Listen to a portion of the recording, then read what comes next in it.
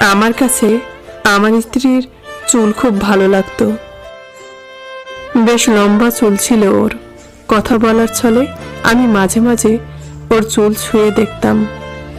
মাঝে মাঝে সে খুব খেপে গিয়ে বলতো, এসব আমার খুব অসহ্য লাগে।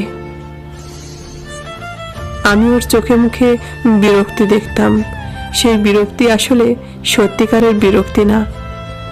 মেয়েরা মিথ্যে মিথ্যে রাগ করতে পছন্দ করে। তারা চায় কেউ তাদের মিথ্যে রাগকে সত্যি সত্যি ভালোবাসুক, ভালোবেসে সেই রাগ ভাঙিয়ে দিক। আমি ওর রাগ ভাঙাতাম না, কারণ রাগলে ওর ডান গালটা কেমন লাল হয়ে যেত। আমি ছোট বাচ্চাদের মতো সেই গাল ধরে টান দিতাম। এবার আর মিথ্যে মিথ্যে কিছু হতো না, সত্যিকারের মার খেতাম।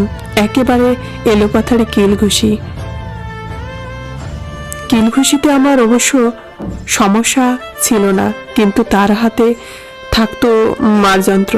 ইয়া বড় নখ দিয়ে আমার চামড়া ফুটো করে দিত মাঝে মাঝে। আমার সাথে ওর কখনো সত্যিকারের ঝগড়া হতো না। 5 বছরের প্রেমের পরিণতিতে যেদিন বিয়ে হলো, তার ঠিক 2 দিন পরে আমি ওর সাথে ঝগড়া করেছিলাম। অফিস থেকে ফেরার পর ও আমাকে ডেকে বলল, দেখো দেখো এই নতুন হেয়ার কাটটা কেমন। আমি ওর হেয়ার কাট দেখলাম না। আমি দেখলাম ওর লম্বা চুলগুলো প্রায় অর্ধেক কেটে ফেলেছে। তখন আমার কেন জানি প্রচন্ড কষ্ট লাগলো। আমি ওকে বারবার বলতাম, এ জীবনে যেন কখনো চুল না কাটে।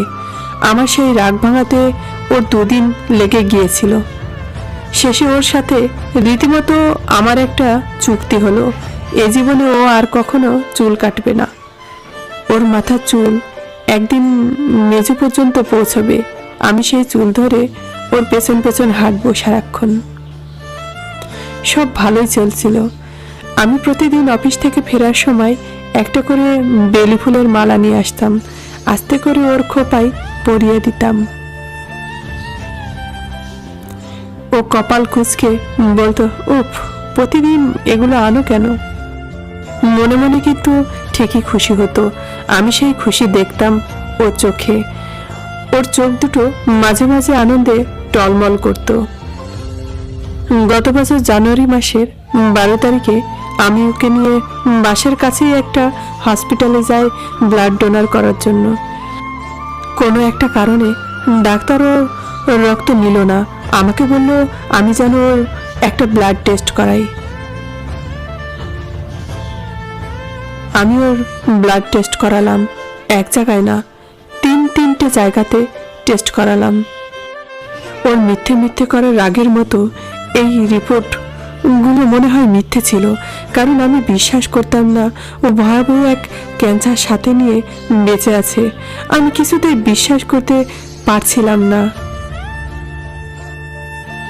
কেমোথেরাপি চলল মাসের পর মাস। 2 বার ওকে বিদেশে নিয়ে গেলাম, কিচ্ছু হলো না। দূর আকাশের ওপর থেকে আমার করা প্রার্থনা গুলোর কোনো উত্তর এলো না। এই মুহূর্তে আমার স্ত্রী আমার সামনে বসে আছে। বলল, কি ব্যাপার, আজকে বেলি ফুলের মালা আনলে না কেন? খোপা নেই বলে? এমনি এমনি দেওয়া যায় না? আমার বুকের ভেতরটা কেমন মোচড় দিয়ে উঠল। ওর চোখে পানি নেই, কিন্তু ওর কণ্ঠে কান্না ছিল। সেই কান্নার অস্তিত্ব আমি ছাড়া আর কেউ বুঝবে না। আমাকে বলতে লাগলো, আমি কিন্তু আমাদের সেই চুক্তিতে হেরে গিয়েছি।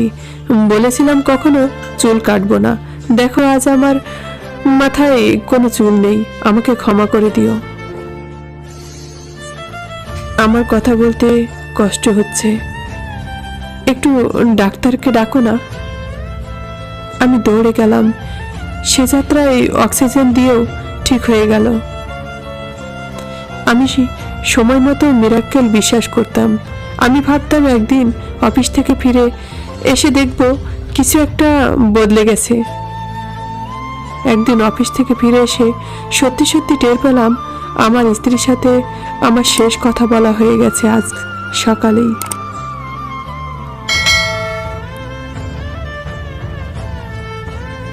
আর কখনো ও আমার সাথে কথা বলবে না। এখন রোজ দুপুরে শাহবাগের মোড়ে ওই ফুলওয়ালা পিচ্চি মেয়েটার কাছ থেকে আমি বেলে ফুলের মালা কিনি।